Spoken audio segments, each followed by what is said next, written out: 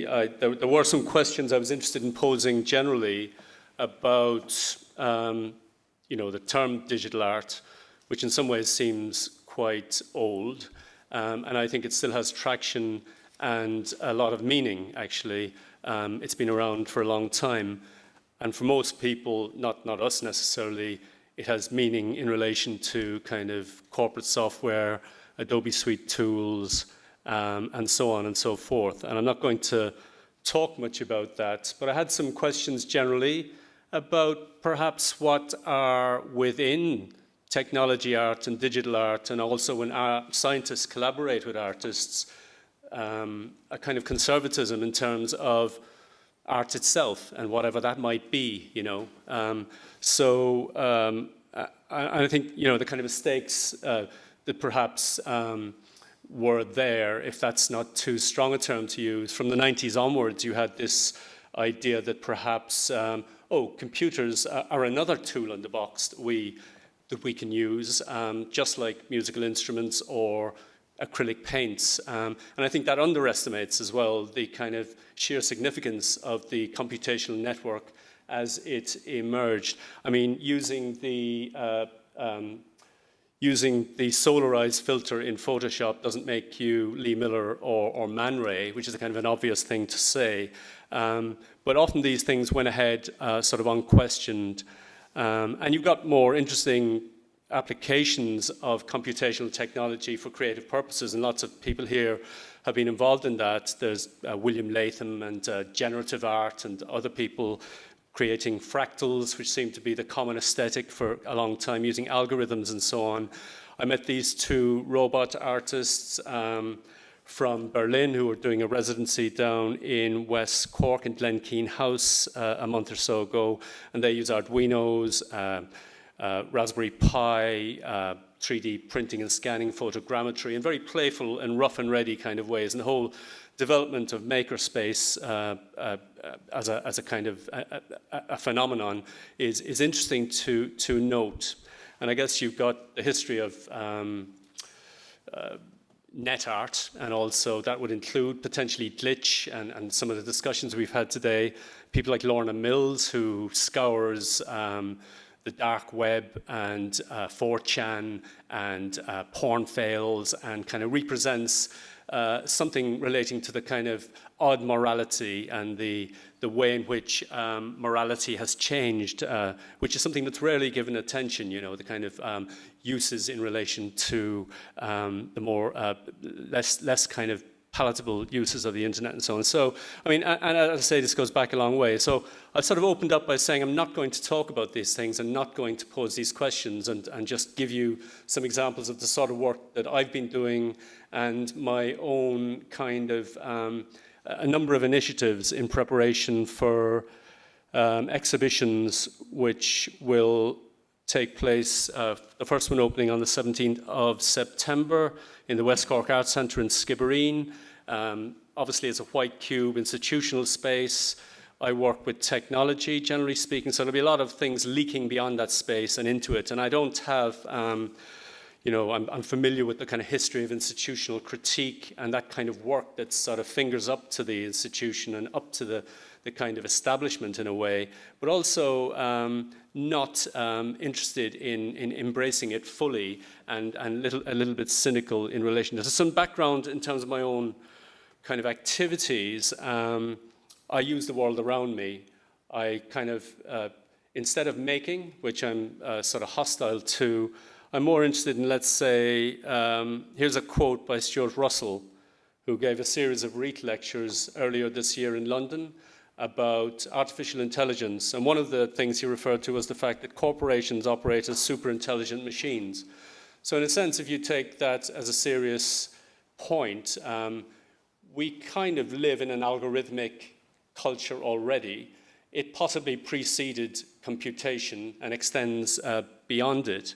If you think, for example, about the language which is used in relation to software, code, script, procedure, process, these are all terms that existed prior to computing and exist beyond it. Perhaps there are analogies you can make between legal codes and software code. scripts and scripture. Perhaps these things are more like bureaucracy, in fact, high-speed bureaucracy than anything else. And that's the kind of things which interest me. So here's a picture of some Deliveroo riders outside the Crawford Art Gallery in 2019. So an app is developed, the Deliveroo app, which means that I can order pizza from 200 meters down the road and have it delivered to my home. And these employees, if that's the correct term to use, also have an app which allows them to find jobs. And behind the scenes, arrangements are made between Deliveroo and various governments and bigger organizations. And that's a kind of software as well. So this software comes along, and within a very short space of time, the streets are filled with riders carrying peculiar turquoise-colored boxes on their backs. And it happens very fast, and towns like Cork, or cities like Cork, I should say, or London and other places are transformed very quickly, and our way of thinking changes. And I think actually that there's another analogy to be made between, let's say, the flows of information beneath the surface, which are invisible, the idea of packet switching. That's the basis of the internet, this wonderful kind of mechanism that allows information to flow across complex networks. John Norton gives a lot of attention in his famous book about the history of the future. But as a direct reflection of this, you've got the movements of packages, parcels, trucks, vans, and human beings around older networks, the road network and supply chain systems. And I think the two reflect each other and are intertwined in ways that are interesting. So I see digital as being kind of expanded and so on. And I signed up to become a Deliveroo rider as well as an Uber Eats rider. I was onboarded, went through the training process and so on, and found out lots about it. But I haven't to this day delivered anything. I still get kind of occasionally something pops up on my phone offering me a job, but I've not done it yet. I've just kept the outfits, the boxes, and I exhibit those on a kind of plinth altogether in galleries. So I've been doing work in West Cork, and rather than pay attention to the bucolic landscape, the wonderful Atlantic and so on, I've been, once again, trying to be true to these interests in technology, looking at wind farms, technology like that, the road systems and traffic. The motor car dominates lives in rural and semi-rural areas in ways that wasn't the case 40 years ago. Once again, it's crept up without anyone paying attention to it. We just take it for granted.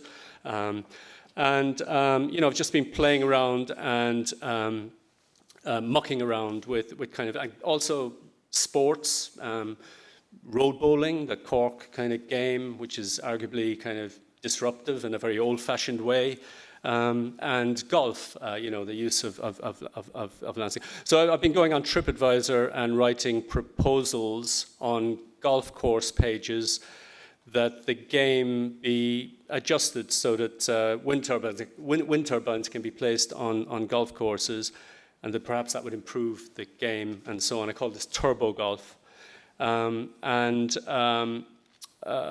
You've got real actors as well as artificial intelligence kind of responding to this.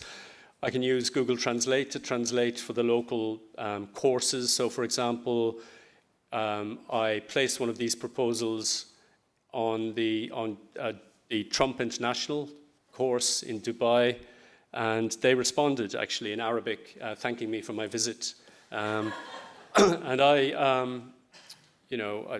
hadn't really visited. I just looked at some pictures on your TripAdvisor site, but in a sense, that is a kind of visiting, really.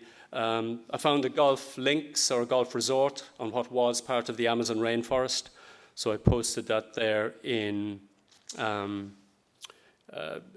Portuguese, obviously. And I've been, as I say, I'm an appropriationist, interested in taking rather than faking or making. I'm not interested in making representations or decorating or pretty pictures, but just finding stuff in the world that's connected with these emerging systems. So here's a 6-meter high inflatable wind turbine. So I've managed to get some of these for the show that's coming up in Skibbereen, and other notions connected with golf courses and subverting their use, which isn't to be critical of those that play the game. It's just wondering about why some aspects of what happens are seen as controversial and others are not.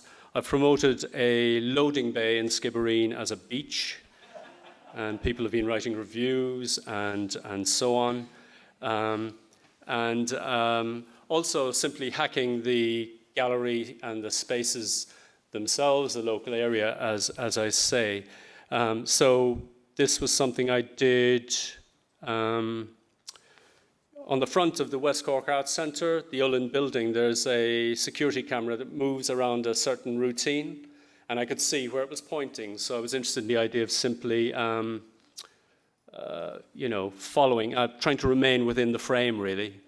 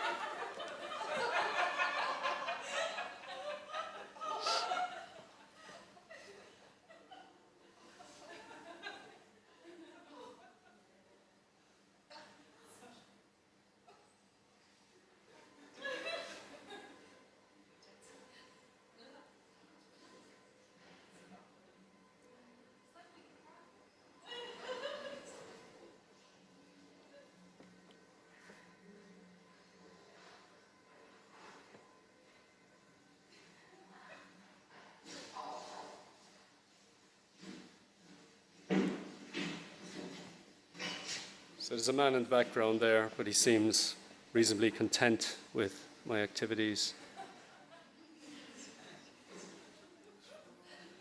And I'll leave it there. But this was actually done by chance on the same day that the O'Donovan brothers won their gold medal. So there was something sort of sporting. And for years, I'd worked quite closely with a professional clown and orchestrated mechanisms for him to work in. So the kind of idea I have is that there's some value in acting stupid, not being stupid, but acting the clown, acting the fool, and seeing what comes back. And in turn, you're potentially subverting the kind of world that we're in a way that may be of interest to others.